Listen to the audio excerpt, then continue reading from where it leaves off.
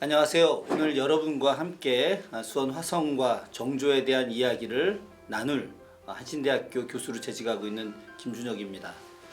경기 이동 노동자 여러분과 비대면이지만 이렇게 만나게 돼서 진심으로 반갑습니다.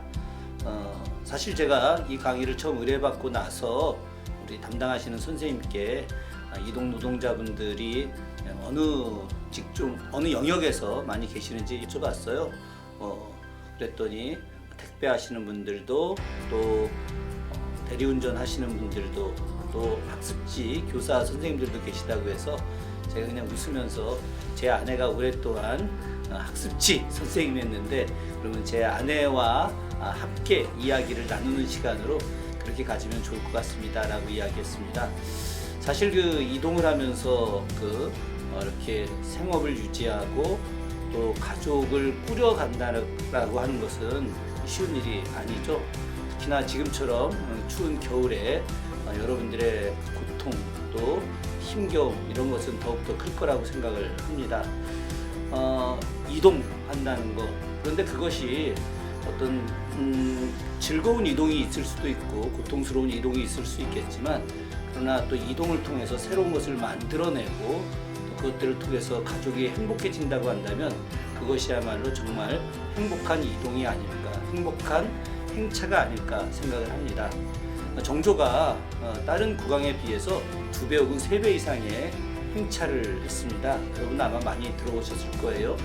그래서 정조의 행차를 정조 스스로가 행행 이렇게 불렀답니다. 행복할 행자에다 단일 행자, 그러니까 국왕이 다니는 행차는 백성들에게 행복을 주는 것이다 라고 했죠.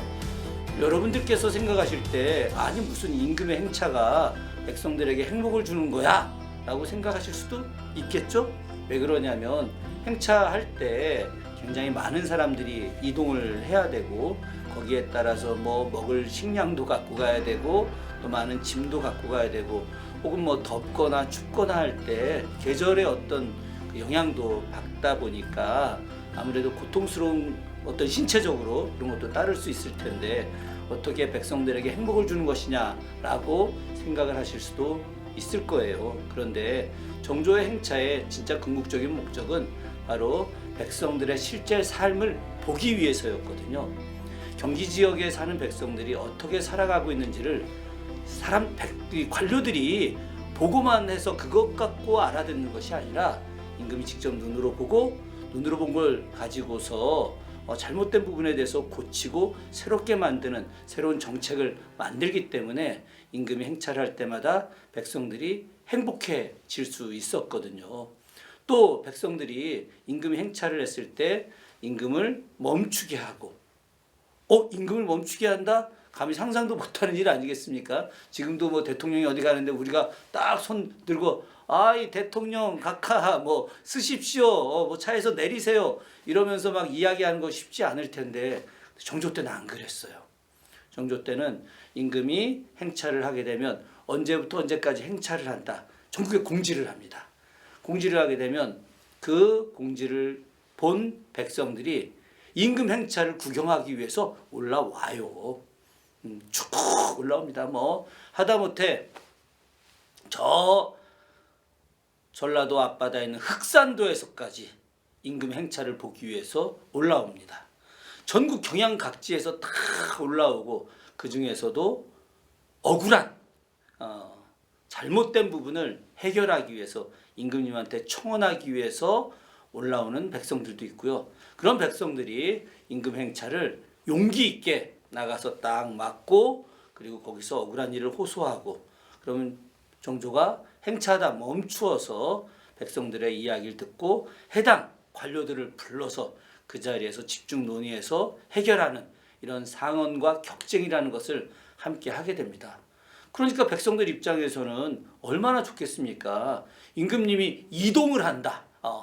자, 이제 이번에는 파주 일대로 가겠습니다. 그러면 파주 쪽으로 쫙 모이고 이번에는 여주, 남한산성 갔다 여주 가겠습니다. 쭉 가죠. 정조가 왕이 된 지 3년 되던 해에 또 8일간 행차를 합니다. 남한산성 들렸다 여주에 세종대왕 효종릉 보고 쫙 또 돌아오죠. 정조한테는 말이죠, 이 8이라고 하는 숫자가 매우 특별한 의미의 숫자였거든요. 혹시 들어보셨는지 모르겠지만 사도세자가 뒤주에 며칠 동안 갇혀있다 돌아가셨어요. 8일 동안 갇혀있다 돌아가셨잖아요. 그래서 정조는 이 8이라고 하는 숫자를 굉장히 중요하게 생각했고 자기가 아주 특별한 경우에 바로 8일간의 행차를 하게 됩니다. 그래서 효종대왕 등을 보기 위해서 남한산성에 가서 국방 강화된 모습을 보기 위해서 8일간 행차를 하고, 또 어머니 해경궁 홍씨 회갑연을 개최하기 위해서 수원 화성에 와서 8일간의 행차를 하게 되죠. 이 이동 동안에 정말 많은 사람을 만나게 됩니다. 조선시대 때 임금의 모습을 보는 걸 관광이라고 했어요. 우리 관광하면 지금 뭐예요? 투어?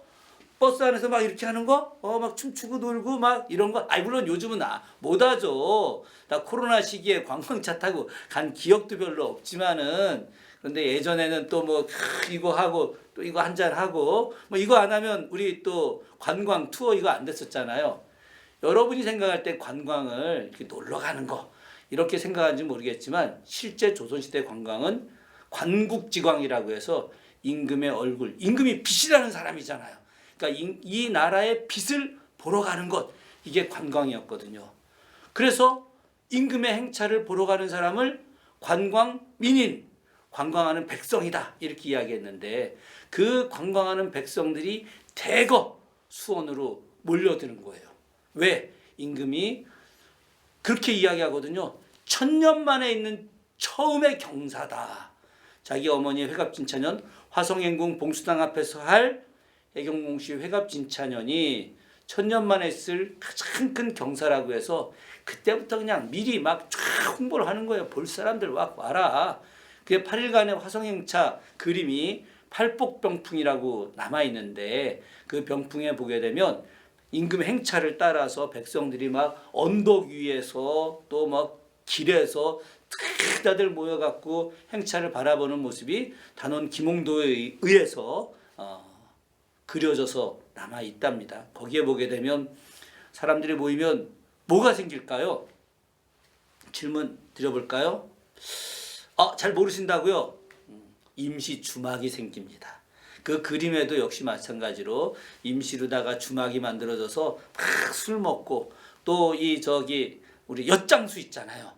엿장수들이 이렇게 탁 하고 나서 막 돌아다니면서 엿하는 모습들, 이런 모습들이 쫙 그려져 있는데, 너무 재미난 거는 우리 여성들이 이렇게 주요한 자리에 탁 포진해갖고 몇십 명이 막 내려다보는, 남성들은 저쪽으로 내려가 있고 거꾸로 여성들이 딱 자리 잡고 있는 이런 모습들까지 단원 김홍도가 그림으로 남겨놨습니다. 어쨌든 중요한 것은 바로 정조가 이동하는, 즉 행차했던 그런 것들이 물론 이제 행사를 준비하거나 참여했던 뭐 관료라든가 군인이라든가 내시라든가 궁녀들 고통스러울 수는 있었을지 모르겠지만은, 그러나 그것들을 통해서 백성들은 너무나 많은 혜택을 입었기 때문에 백성들에게 있어서는 임금의 행차야말로 진짜 참다운 행복을 주는 행차였었거든요. 그렇기 때문에 임금의 행차, 당시 정조의 행차가 백성들에게 행복을 주었듯이, 오늘 경기 이동 노동자분들께서 이 어려운 시기에 참 많은 신체적 어려움과 또 사회적 어려움이 있을 수 있겠으나, 여러분들의 이동이 바로 가족들에게 행복을 주는 것이기 때문에 저는 정조의 행차나 여러분들의 이동이나 결국 같은 것이 아닌가 생각을 합니다. 그래서 여러분들과 함께 했던 앞선 시대의 이동 노동자들 중에 최고 대장, 이동 노동자 정조에 대한 이야기, 그리고 정조가 왔었던 화성에 대한 이야기를 여러분하고 짧은 시간이지만 함께 나누어 볼까 합니다. 정조가 화성을 왜 만들었을까? 이 점을 먼저 이해를 하셔야 돼요. 정조가 화성을 만든 이유에 대해서 본인이 직접 신하들한테 설명을 했던 적이 있었답니다. 그게 언제였느냐? 1800년도 6월 1일, 돌아가시기 28일 전이에요. 좀 돌아가시기 28일 전이라 좀 안타깝긴 합니다만은 그날이 굉장히 상징적으로 중요한 날이었습니다. 왜 그날이 중요한 날이었느냐? 왜 굳이 1800년 6월 1일 날 정조가 신하들한테 화성을 만든 이유에 대해서 설명했을까? 이걸 여러분들이 이해를 하시면 이동 노동자로서 다른 사람들에게 설명하는데 훨씬 더 도움이 되지 않을까. 또 일종의 자부심 같은 거 있잖아요. 이런 것들을 통해서 막 이야기하고 싶은 마음이 막 가득해질 수 있다. 이거 뭐 저만의 상상인가요? 하여튼 정조가 화성 쌓은 이야기하기 전날, 그러니까 6월 1일 전날이면 며칠일까요? 5월 30일이 되겠죠. 왜 5월 30일이 됐냐? 그때는 음력으로 쭉 해갖고 31일이 없었거든요. 그래서 5월 30일이었는데요. 5월 30일 날 정조가 어떤 이야기를 하느냐, 이렇게 이야기합니다. 모든 신하들을 불러놓고 밤에, 그래서 그날 5월 금음날 마지막 밤에 했던 정조대왕의 하교, 이제 말씀이라고 해서 5회 연교다 이렇게 이야기합니다. 5월 달에 5자, 금음날에 회자. 그래서 경연 자리에서 하셨던 하교 말씀이셔가지고 경연의 연 말씀 교자 해서 이렇게 5회 연교다 이렇게 이야기하는데, 그날 이야기의 핵심은 딱 한 가지였어요. 내가 이제 앞으로 7월 1일부터 새로운 조선을 위해서 엄청난 개혁을 하겠다. 그런들은 조정에 남고 나의 개혁에 반대할 사람들은 고향으로 돌아가라. 이렇게 이야기했죠. 한 달의 기간을 주겠다라고 이야기하셨습니다. 정조가 즉위하고 나서 쭉 24년간 굉장히 많은 개혁을 했어요.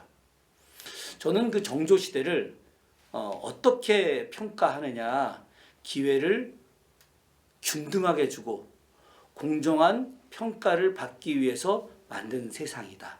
그러니까 그 이전에는 과거 시험 양반 적자들만 봤는데 서울들한테도 허락해줬죠.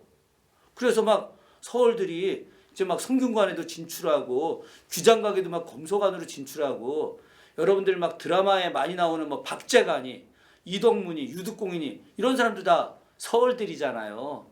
이 사람들이 정조 옆에서 정조와 같이 공부하고 이야기하고, 정조가 수시로 이 사람들 북경으로 보내가지고 새로운 문물 막 받아오게 하고, 얼마나 대단한 일입니까? 그 이전 시대에 없던 일들이 생겨나거든요. 정조는 누구에게나 기회는 균등하게 주어야 한다. 정조가 이 방에다가 있죠, 친필로 8글자를 써놨어요. 그 8글자가 큰 글자로서 딱 써놓은 거예요. 들어가면서 맨날, 나오면서 맨날 봤던 글자가 8글자인데 8글자가 뭐냐? 상하 사방 균제 방평. 상하 위아래, 사방 동서남북, 거기에 있는 모든 백성들에게 균등하고, 제 가지런하게 해서 바야흐로 평등하게 하겠다라고 하는 거예요. 그러니까 남녀노소, 또 뭐 저 지방 혹은 서울 혹은 신분, 혹은 어떤 사람은 부자고 어떤 사람은 가난하고, 이런 거에 차등을 두지 않고 정말 균등하고 가지런하고 평등하게 하는 그런 삶을 만들어주겠다. 요즘으로 치게 되면 대동세상 뭐 이런 거 아니겠습니까? 그래서 정조가 신분제도에 대한 개혁을 대대적으로 진행을 하는 거예요. 정조가 이렇게 이야기합니다. 인간으로 태어나서 어찌 귀한 자가 있고 어찌 천한 자가 있겠느냐. 이 세상에 가장 슬픈 존재는 노비다. 그래서 마땅히 노비는 혁파되어야 한다라고 이야기합니다. 임금이 봉건제 사회에서 어찌 보면은 양반 가문들 혹은 뭐 평민들 중에서도 부자들이 재산으로 소유하고 있는 노비를 혁파시켜야 된다. 왜? 그들이 인간이니까. 인간은 존중받아야 될 존재이니까. 그렇게 혁파돼서 모든 사람들이 평등하게 만들어져야 된다. 이렇게 생각을 한 거예요. 지역 간의 차별도 컸습니다. 서북지역 무사들 아예 막 문과시험 못 보게 세조한테 완전히 찍힌 거예요. 세조가 왕 되려고 여러분 아시다시피 김종서, 황보인 막 다 죽여버렸잖아요. 김종서가 4군 6진 개척했던 엄청난 인물입니다. 그 밑에 있었던 무장들이 얼마나 많았겠어요. 자기 사부님이 갑자기 죽었다고 하니까 이 제자 무장들이 열받아 가지고 난을 일으켰죠.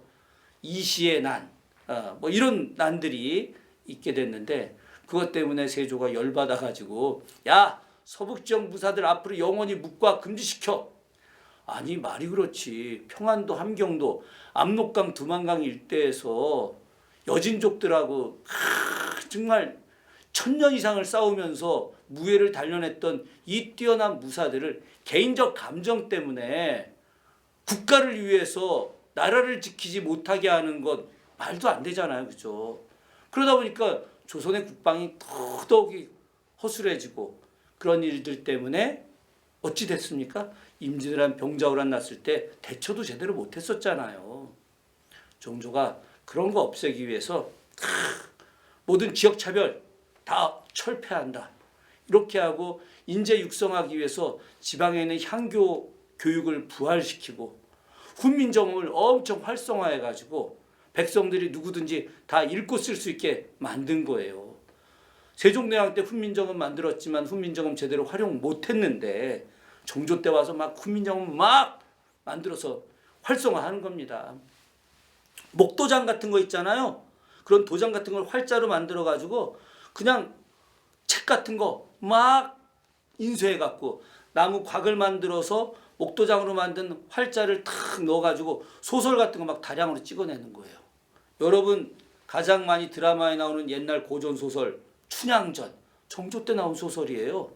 그러니까 정조 때 사회 변화 의지가 막 강하니까 기생의 딸이 저 판서의 아들이랑 나중에 결혼하는 거 아닙니까? 이 세상에 조선시대 때 이런 일이 있을 수 있어요? 있을 수 없는 일이었지. 그런데 그런 시대, 그런 게 가능할 것 같다라고 하는 소설이 만들어지잖아요. 그게 정조 때거든요. 이건 거꾸로 뭐냐? 정조 때 24년간 엄청난 개혁을 했기 때문에 이런 현상들이 나타나는 건데, 그럼에도 불구하고 정조가 야, 지금까지 개혁 아니야! 이렇게 선언하는 거잖아요. 앞으로 내가 더 개혁할 거야. 그러니 나하고 개혁할 사람들은 조정에 남고, 내 개혁 반대하는 기득권 세력들, 야, 내가 개혁하면 망가질 거라고 생각하는 니들은 나가! 뭐 이제 이렇게 이야기하고, 다음 날 정조가 화성유수, 오늘로 치면 수원시장이 되겠죠. 이 당시에 수원이란 도시는 전국에서 두 번째 위상을 갖는 도시였어요. 한양 다음이 수원이에요. 그럼 모든 기록에 다 그렇게 되어져 있는 거거든요. 위상 자체가 그런 겁니다. 아예 그 화성유수였던 서유린이라는 사람을 이렇게 아침에 조정으로 불러드립니다. 정조가 화성유수 서유린한테 물어봐요. 경은 내가 왜 화성을 쌓았는지 아시오? 라고 물어봅니다. 그랬더니 서유린이 대답을 제대로 못했어요. 그때 정조가 이렇게 이야기합니다. 내가 화성을 쌓은 것은 백성들을 부유하게 하기 위해서 새로운 기반을 마련하는 일이다. 저수지를 새로 만들고, 제가 지금 살고 있는 정자동, 파장동 그 일대에 있는 만석거를 말하는 겁니다. 그리고 충만제, 서호저수지라고 불리는 충만제, 그리고 그 일대에 있는 넓은 들판들, 저수지를 만들고 구경농장, 들판을 만들어서 토지 없는 백성들이 와서 일하고 거기서 수익을 얻어서 행복하게 살아갈 수 있게 하는 그런 새로운, 요즘으로 표현하면 혁신적인 실험을 하고, 그 실험을 성공시킨 것을 팔도에 보급해서 조선의 백성들이 모두 부유하게 하기 위해서 내가 화성을 만든 것이다 라고 딱 이렇게 이야기해요. 그러면 화성을 만든 이유가 뭐겠습니까? 요즘으로 치게 되면 바로 새로운 개혁을 통해서, 새로운 혁신을 통해서 우리나라 국민 전체를 부유하고 행복하게 하겠다라고 하는 것이죠. 화성을 만든 목적이 바로 여기에 있는 것입니다. 그렇기 때문에 새로운 세상을 만들기 위해서 모든 사람들이 신분의 차별 없이, 빈부의 차별 없이, 또 내가 일자리가 없어서 고통받는 사람들, 내가 집이 없어서 고통받는 사람들, 또 내가 가족들의 생계를 걱정하면서 고통받는 현실들, 이런 것들을 타개하기 위한 새로운 도시공동체 만드는 거예요. 대규모 구경농장을 만들어요. 어느 한 개인의 논이 아닙니다.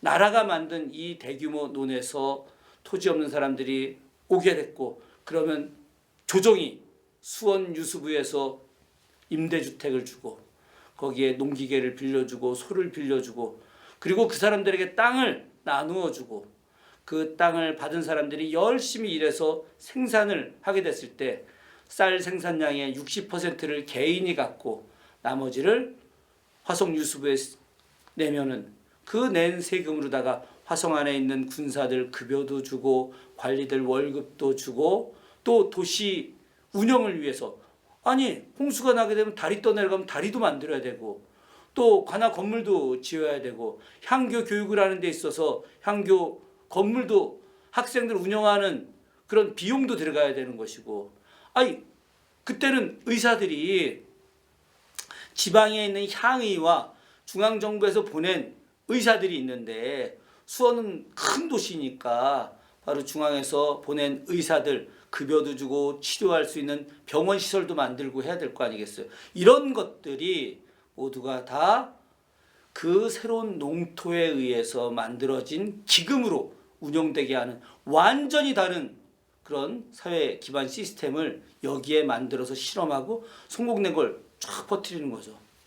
1795년에 해경공시 회갑 진차년이 끝나고 나서 2만 양이 남았어요. 하도 아껴가지고 임금이 막 행차하는 중간에도 음식 많이 안 먹어. 또 아끼고 2만 양이 남아서 만양은 제주도에 기근 때문에 쌀 사서 보내고, 만양으로다가 최초로다가 저수지를 만든 거예요. 그게 바로 만석고예요.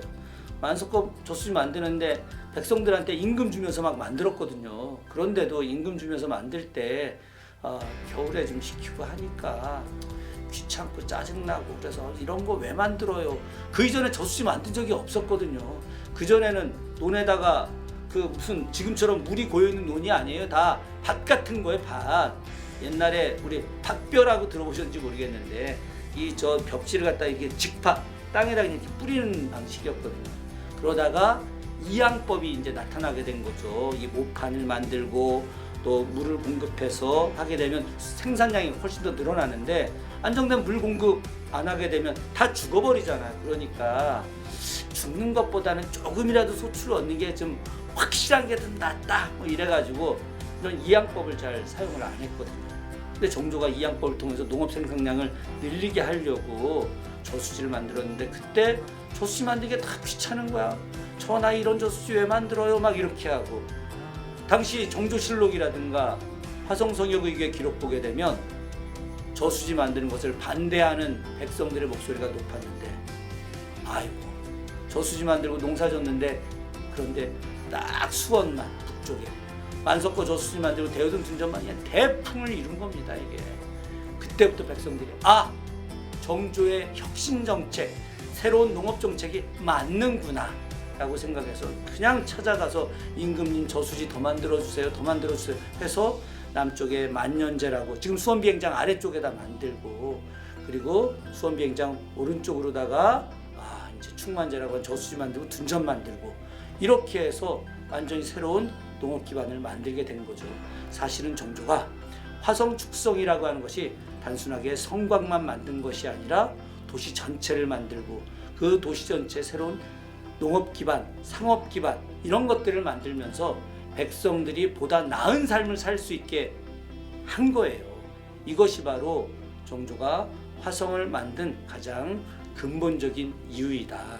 그러면 이 다음 시간은 어떤 이야기를 할 거냐? 화성을 만드는 과정 이야기, 정약용 선생은 어떤 일을 하고 최재공 선생은 어떤 일을 하고 정조는 어떤 지시를 해서 어떻게 해서 화성이라고 하는 정말 명품 성곽, 세계 문화유산이 만들어지게 됐는지 잠시 후에 제가 말씀드리도록 하겠습니다. 잘 들어주셔서 고맙습니다. 감사합니다.